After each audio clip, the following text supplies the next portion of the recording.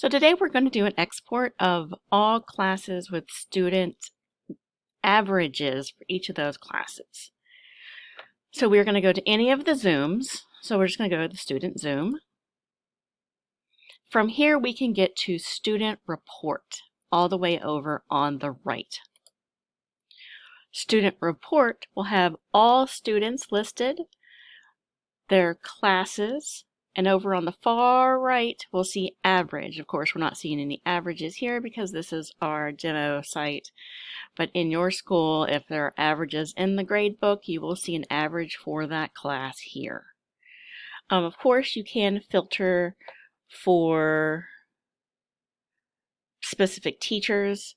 You can filter for specific classes if you just want to get certain grade levels, if you just want to get certain terms, all that good stuff. Certain students, you can filter all that and only export the information you need. Or if you just need to do a full export of all the data in the student report, all you need to do is come here to this drop down, click export, and it will download as a CSV file, and then you can sort that as needed. Hope this helps.